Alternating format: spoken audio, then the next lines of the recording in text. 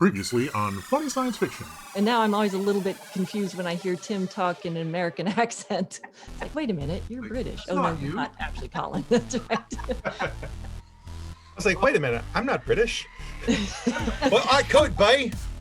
Welcome to the Funny Science Fiction Podcast, the podcast where your chances of surviving an away mission actually improve when you're wearing a red shirt.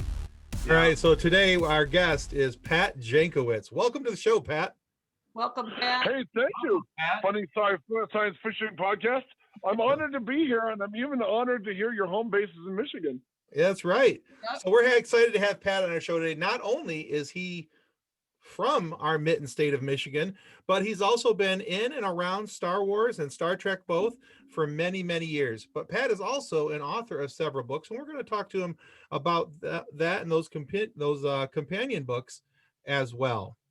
So, Thank you very much. yeah. So, Pat, you've got a pretty unique perspective on things that many sci-fi fans don't get to have. You've been in front of the camera. Now we think about Star Trek, K-Pax. You've got some other movies and shows coming out, but also you've been behind the pen, so to speak, writing companion novels for Incredible Hulk, Jaws, Buck Rogers, as well as magazine articles and on online sites as well. So do you have a preference as whether to be an actor or a writer, and how does that affect your being an actor? How does that affect or influence your writing ability? Well, it's weird because when you go out for something like I had 2 Super Bowl commercials this year for Tide and for Bud Light. You know, same commercials with Charlie Day. I think the cool thing is the acting stuff. Your agent will send you out. You'll go on a couple auditions. You'll get something, and it's not you. I mean, when you write a book or you write an article, that's solely you generated. That's you asking all the questions you want answered. And one of the things, you know, writing for Star Wars Insider and Star Trek Monthly and all these other magazines, when you get the people, you know, when you're an actor, you don't meet with the top dog unless you've gone all the way through the chain and the audition. Right. But when you're a journalist or a writer, you're sitting down with Gary Kurtz, and Gary Kurtz is answering your questions, you know, like right. I did Gary Kurtz's last interview. And I mean, to me, covering the franchise, I just ask stuff I've always wanted to know. Does that make sense? Yeah, that makes a good sense. Yeah. You know, and I've been lucky enough with like Star Trek and Star Wars. I've talked to some of the highest of the high and the lowest of the low. I mean, I talked to, I have an interview that's just amazing. There's a guy who's in the original Star Wars, but he kept screwing up his lines. He was redubbed. And Lucas was so angry at this British actor, he gave the American guy in Burbank who redubbed him credit on the movie. And so that'll I mean, that is one of my favorite interviews because everyone is used to the confident Carrie Fisher or the Mark Hamill interviews where and I just did this and I got the part. The exact opposite is even more interesting. This guy who was in James Bond and all this other stuff, this poor British guy, he's a kid when he does Star Wars and he's breaking into a sweat and Lucas is getting more and more angry at him. It's the flip side of your Star Wars story. To me, it's the best hard luck story I've ever heard about Star Trek, you know? Yeah. Right. That's cool. All right. So now we talked about Buck Rogers real briefly. So speaking of Buck Rogers in the 25th century, now I understand there's some pretty big and exciting news coming out, something that you're directly involved with. So can you tell our audience what's happening and what your level of involvement with Buck Rogers was? Yeah, I did my book, Buck Rogers in the 25th Century, a TV companion. And as of tomorrow, Tuesday, at the time of this interview, November 24th, Kino Lorber and Universal are putting out the first Buck Rogers Blu-ray. Oh, nice. And cool. No, I was surprised too. But they contacted me earlier this year, and I did 11 episodes of, and I do commentary on 11 episodes. Wow, that's awesome. Stories. I know, isn't that weird? I mean, great. You're suddenly, you know. I saw your book on Amazon, so that's exciting. Thank you very much. you're telling all these weird behind the scenes stories, but also I really, unlike the book, because this is a visual medium, it's me talking. I'm able to point out all the recycled Battlestar Galactica special effects shots and footage. That's awesome. And That's cool. you guys, whenever Buck enters the whenever he enters the space bar on the show, which I pointed out on the Blu-ray, you will see about a dozen Battlestar Galactica aliens with their costumes thrown on a bunch of extras. Right. Well, that's great. That's great. Awesome. All right. So to kind of go along with that thought, what other ways does your companion book help with people watching the Buck Rogers show? Kind of tell us how do those two work together? To me, you're telling all the stories because the show is long. The show is long gone, but you're exhuming it. You're exhuming the show for a brand new audience or for the classic audience. In Michigan, do you guys get MeTV? Yes. Yes. Okay.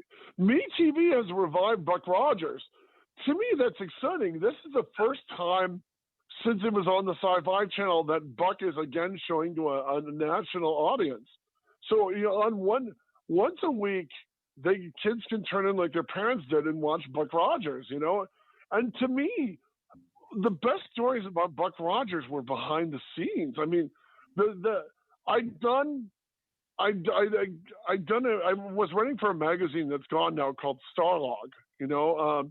Starlog was kind of a home away from home for me in college on. It was always a side hustle for me. Whatever I was working on, I would always be doing Starlog and Fangoria articles on the side, and to me, when you talk to someone whose show is gone, you have two ways of going about it. You can do a stuff and mount job, as I call them, where you talk about the favorite episodes, blah, blah, blah. Right. Or you can go deeper and do that, but you go deeper. You want to know about the human element. You want to know what happened there. Right. And on Buck Rogers, it was one of the shows.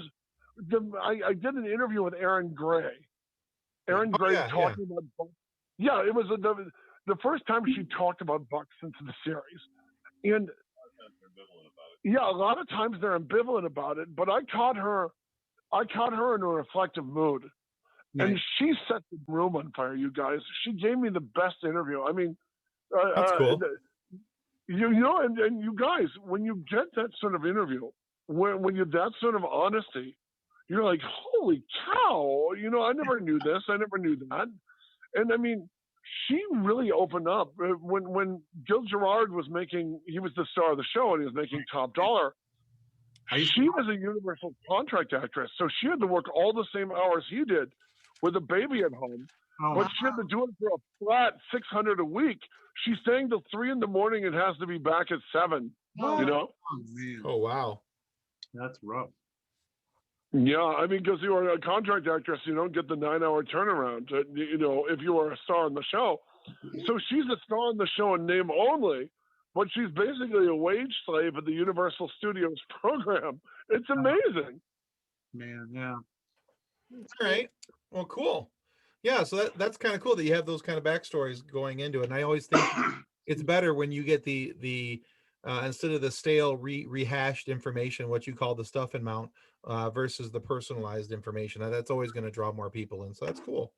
Very cool. Well, because you want to know. I mean, again, you just made a reference to Yarnik and the Savage Curtain. That blows my mind. To me, a mention of Yarnik, that's you're the chosen tribe when I hear stuff like that. Well, we try and mix it up a little bit and hit all over the Star Trek universe when we do our intros. So we have fun with it. All right, so let's now for something completely different. In the words of Monty Python. Yes. And now for something completely different, and not even close to sci-fi related. So Pat, I noticed that you were in a music video of one of my favorite bands and actually one of their favorite songs, or my favorite songs that they did. I'm of course talking about the music video for Alice in Chains, the song Again. Great song. Wow. Wow. Interesting Okay, we video. shot that on a Super Bowl Sunday in the bowels of the old Herald Examiner building. Herald Examiner was a Hearthstone newspaper, and it's one of the most beautiful Art Deco buildings in Los Angeles. It's also where they shot both of Chevy Chase's Fletch movies. Oh, really? Oh, yeah. And, in fact, it was a 2-day. You know, I'm so pleased you liked Alice in Chains. I loved Jerry Cantrell. Yeah. Jerry Cantrell, they're from Seattle. And Right. so half my family, my dad is my dad, like my brothers and sister and I, are all straight up Detroiters. Uh-huh. My mom was from Seattle, and my sister lives there now with her wonderful wife and her wonderful husband and kids. And my aunts and my aunt and uncle live out there and everything. So I knew Seattle really well. So Jerry Cantrell and I talked. Now, in fact, you know what? If you know that I'm the zombie teacher in the video. Yes. You know, I'm the one who's running on the board. I'm making them all copy it.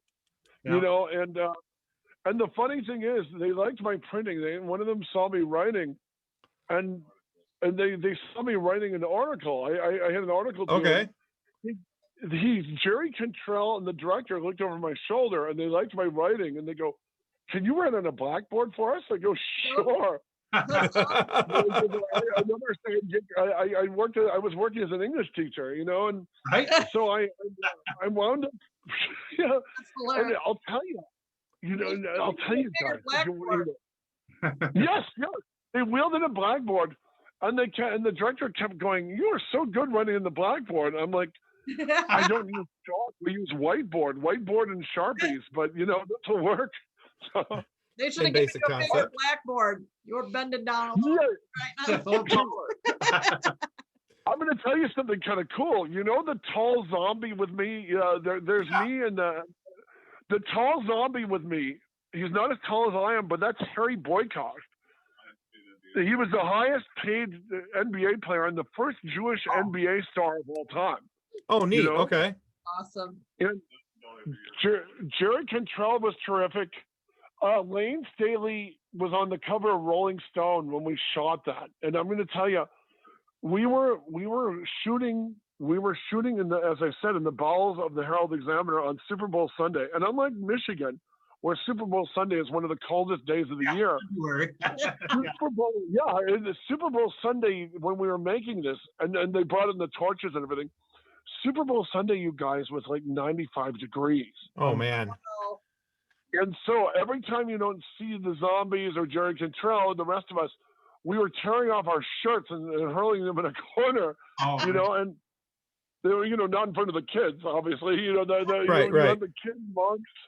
So the rest of us were sweating, waiting for I don't know how the kid monks weren't passing out when they walked in the hoods and all that, but boy, the rest of us were. So, but the only guy who wasn't, you know, you mentioned this is a slightly serious moment. Lane Staley, the lead singer, was wearing a complete leather outfit, head to toe, except for, and I'm going to tell gloves you, and all. He wasn't sweating at all, not a drop. The rumor on the set, I'm going to mention this. The rumor on the set, I won't tell you who was talking about it. It wasn't Jerry, it wasn't the manager, and it wasn't the director. But the rumor on the set, one of the scuttlebutt was, he'd shot, you know, because he was well known for his addictions.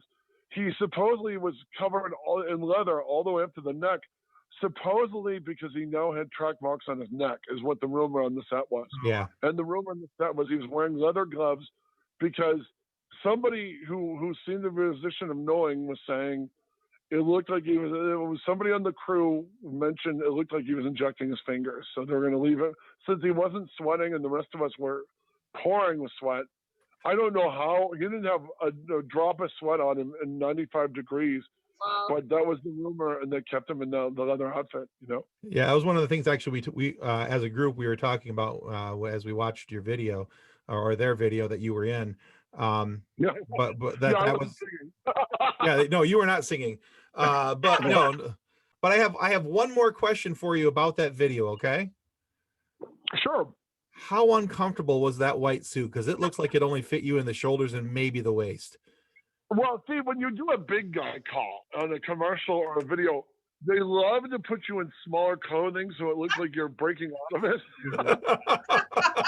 So yeah, it was itchy and it was 95 degrees. So literally, anytime I'm not on screen and it's in a heap, the whole top, the whole suit is in a heap in the corner. You know what I mean? Right. It was. I can't tell you guys, 2 days of that. It was so hot. It was so itchy. Hey, I had a question about, being on stage, and, you've been in lots of different stage situations. Recently, there's this big hubbub about Admiral Blue Jeans. It's the name they gave to the guy on the newest, one of the latest episodes. Well, first of all, the Mandalorian guy, first of all, that episode was directed by Carl Weathers.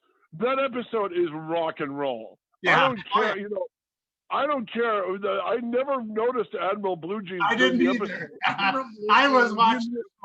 I'm not into picking out stuff in the back. Well, by the way, as Michiganders, we have to support Carl Weathers because he was one of the most important fake Michiganders of all. He's Action Jackson. That's right. There you go. Right, I forgot about that. Yeah. You're the only big budget movie shot in the Detroit, not starring Eddie Murphy. Right. Well, I was wondering because how does stuff like that get past editing? I wonder is it, and how hard is it when you're on a set like that to keep everybody in their place without? See, I've been on the set of Star Trek and stuff, and it's so regimented. To me, the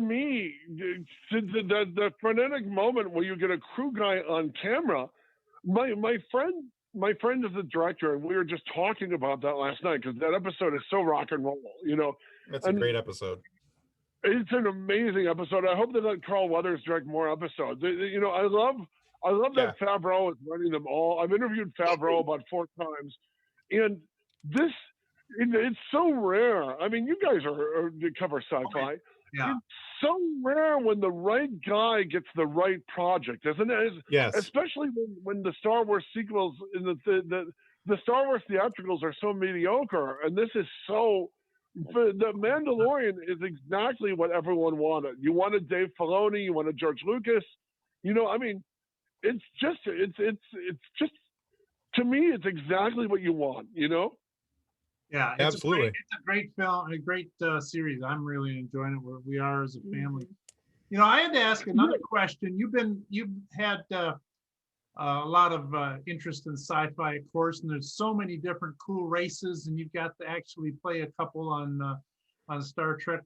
If you were forced into a science fiction universe, let's say aliens came and said, okay, you can pick any science fiction universe, we're going to make it all real. You couldn't be a human, but you could be any alien race. What alien race would you choose and why? This is kind of a cheat, but as a kid, I identified with R2-D2. R2-D2. R2-D2 is not. My brother Donald just pointed out R2-D2 is not an alien; he's a robot. But R2-D2.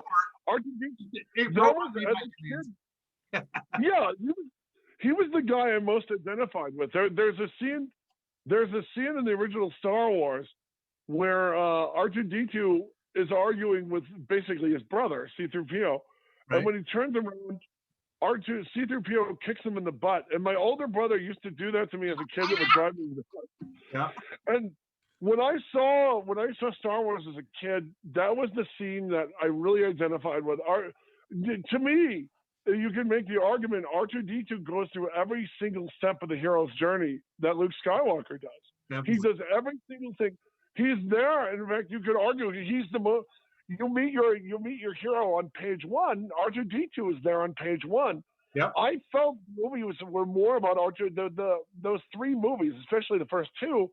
It's R2-D2's story, Yeah, definitely. You think R2 will ever meet a female R2? I don't think he's wired like that. I think to me, he's more of a.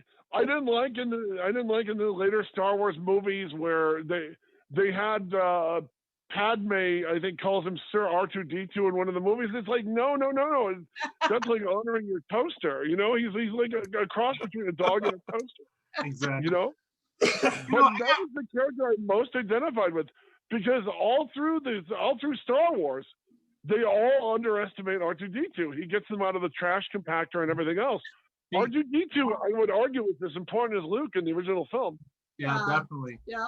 And he's also a great source of the humor, his relationship with C-3PO. And then, you know what? And with the Wookiee, remember, when he's in the chess scene with the C-3PO and Chewbacca, remember? Like when Archie falls over, didn't the Jawa shoot him or something? Yeah. Yeah. Oh yeah. One of the amazing things is Kenny Baker. I mean, I had the privilege of interviewing Kenny Baker a couple times in person. He's a little person inside, yeah. Yeah, who played R2-D2.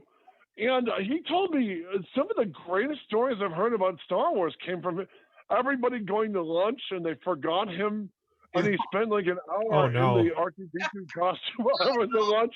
Oh, the no. desert and sweating his head off, you know? That would be awesome. Yeah, Debbie's brother actually is a little person, and he was in Oz the Great and Powerful. By the way, working for one of the greatest Detroit filmmakers and one of the nicest Detroit filmmakers. That was shot here. Yeah, was one of the movies. By the way, so your brother must have worked a ton of days, because all of my friends who've done Raimi movies moved back home to stay with their mothers and be hired as local hires. All the local hires. Where did they shoot that, by the way? Did they shoot that in Silverdome? At the old GM plant in Pontiac. Wow. Yeah, they had it as a studio. Michigan for a little while had some film credit stuff going for taxes, and then they switched that, and then they stopped making movies here. So I had some questions on some old sci-fi. I like the old sci-fi. I'm old school. Lay it on me, brother. I'm here. All right, I had a question. Now, one of the things that I've seen, they keep remaking movies that were already good. And this whole sequel fever and remake fever kind of leaves a lot of great science fiction stories untold on the screen. Now, if you were a producer with all the budget and power in the world, which would you make? Would you remake something, maybe a classic movie that could have been better, or would you work on an exciting new story that you think would fire a new fandom? First of all, if you guys walk into a meeting and say, we've got an old remake right here and we've got a brand new thing and never been tried before, 10 out of 10, they're going to go with the remake, because there's an established audience. That's why you're going to keep getting Spider-Man movies. That's why you're going to keep getting, it's easier to take a tried and true formula with a name value character than to try something new. Because 9 times out of 10, you're not going to have Matrix. You're going to have Johnny Mnemonic. You know what I mean? Oh, yeah.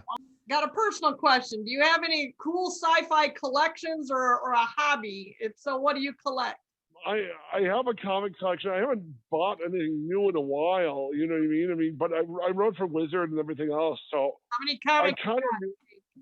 Yeah, I did a 2-pound book on the Hulk. How could I not be a Marvel reader and not get through that book? I wrote for Marvel too, you know.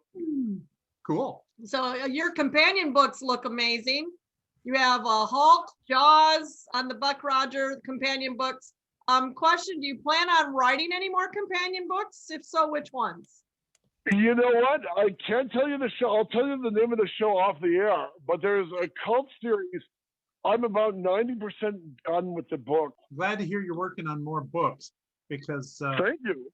Those look amazing. I was just glancing through them, and I recommend them highly to, especially people who are fans of those shows. I grew up with all of those shows, of course. So, all right, now it's time we do a little bit with our guests. We have a little quiz time. And so we chose for you a 60s sci-fi movie quiz. Wow. Okay. I accept your challenge, sir. All right. So what we do is we give you a we'll test. There's some prizes as well as some consequences. Bless you. Whoever sneezed, by the way. So if you get through right in the quiz, we give you one of our I gave to the Red Shirt Widows and Orphans Fund coffee. Okay. If you get them all right, we'll give you a copy of my Custodians of the Cosmos novel, which is the story of those who boldly go to clean up after those that boldly just went. But And I'll go ahead and autograph that for you. And then if you don't get at least 3 right, we're going to take your face and put it on a meme in our Facebook group, okay? I accept your challenge, sir. You accept the challenge. All right, I'll start out with the first question. Excuse me. You know, I think we made these too easy now that I've met you. I know what Sci-fi buff. sci-fi buff, yeah. But that's all right. It's fun still. All right, the first question is, this is a 1966 2-time Academy Award winning movie, and it's multiple guests, so don't give me the answer till I give you the choices. The miniaturized medical team only has 6 minutes left before. Oh, please. Fantastic Voyage. From Inside the Body. My college mentor. Hold on, you. My college mentor. One of my college mentors was a guy named Jerome Bixby who lived by my college. Jerome Bixby actually did the story for Fantastic Voyage. So is it 1, Seconds, 2, The Living Brain, or 3, Fantastic Voyage? Can you guess? I'm gonna have to go with C on this one. All right. Okay, let's try another question. I was Tim? like, are these too hard? All right. So, which sequel to the 1958's The Fly came first? Curse of the Fly or Return of the Fly?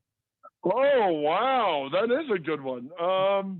That's a tough. I think Return of the Fly was first, because that's the Curse of the Fly is the horrible one where they have the guy in the costume running up and down hills, and that smacked up the end of the franchise to me. They never went with Son of the Fly, which would have been the best title, you know? Yeah, so you are correct. Return of the Fly was released in 1959, 6 years before Curse of the Fly in 1965. All right. Yeah, by the time they did Curse of the Fly, they were just running on fumes, you know? They were desperate. All right, you got 2 right. Let's go for the 3. So who wins? Yes. Who wins the climactic battle in 1962's King Kong versus Godzilla? Actually, as a Godzilla fan, this has always troubled me. King Kong wins. The rumor was the Japanese ending had a different ending where Godzilla won. I wound up in a conversation with my brother Steve and Quentin Tarantino. We all met at a midnight showing. My brothers and I went to a midnight showing at his theater of War of the Gargantuas, special edition where Tarantino made a special edition of the movie. Tarantino made a special edition of Godzilla of War of the Gargantuas, where you combine the TV version with the movie version because the TV version had extra footage. And even he said one of the things that disappointed him is when he was going around the world for one of his movies, he found out the Godzilla winning ending did not exist, and he was really bothered by that. That's funny. All right, so let's. So was it Godzilla that won? King Kong that won? No, Godzilla gets his butt kicked. Who produced, directed, and co-wrote and starred in the 1963 original version of The Nutty Professor, a parody of Dr. Jekyll and Mr. Hyde? Was it Jerry Lewis, of course. And then he was doing Dean Martin. You know? Lewis, of course. All right, so the next question.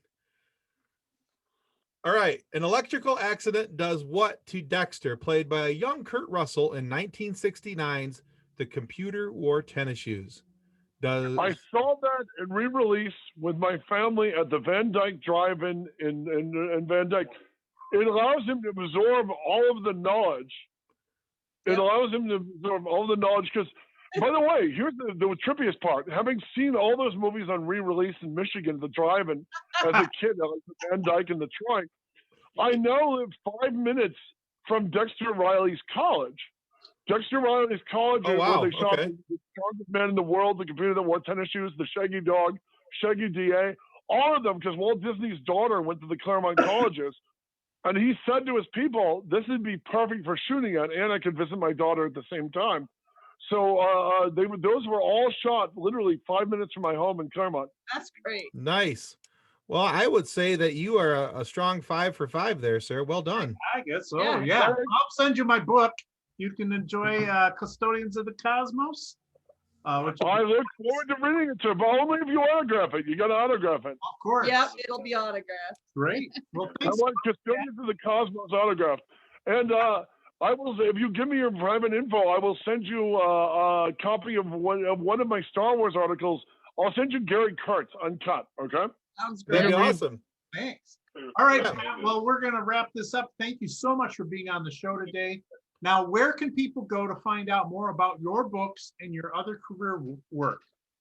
Well, my IMDb is up. You'll see me trying to eat Danny Trejo as a monster in a cave in what is it? The Prey of Carnoctus. Coming to apparently a cable system near you. Please subscribe. Please check out Pat's work, and always feel free to contact us where it all began on our Facebook group, Funny Science Fiction. And remember, if you're not happy with the show's content today, we offer a money-back guarantee. Just let us. Ouch. And for every What complaint, would be happy? And all of me. so for every complaint we receive, we will subject the offending party to 15 minutes inside our homemade Sarlacc pit. Now, our ending quote today comes from Ray Bradbury. I've never listened to anyone who criticized my taste in space travel, sideshows, or gorillas. When this occurs, I pack up my dinosaurs and leave the room. Thanks, Pat. Thanks, Pat. You've been By the way, my very first interview in high school was Ray Bradbury. That's awesome. That's cool. There you go. Even better. Bye, everyone. Thanks for watching us today. Have a great day. Now, by the way, it'd be illogical if we failed to mention our charity, the Red Shirt Widows and Orphans Fund, because as we all know, in episode 55, just 11 minutes and 19 seconds into the show, red-shirted Starship crew members will most likely not survive the good versus evil philosophical interactions with Yarnik after accidentally landing on his planet Excalibur. But thanks to the Red Shirt... Wow, a Yarnig reference. Yeah, but thanks to the Red Shirt Widows and Orphans Fund, and Red Shirt families won't be left destitute because we have the orphans and the widows taken care of by our fictional charity, the Red Shirt. Please remember, our fictional charity, Red Shirt Widows and Orphans Fund, is connected to a very real charity, and your purchase of Red Shirt Widows and Orphans Fund merchandise allows us to donate 100% of the profits of sold merchandise to the awesome folks over at Wish Upon a Teen. They help kids have a more comfortable stay in hospitals when their stay becomes extended. Let's not forget to help our neighbors in this time of need.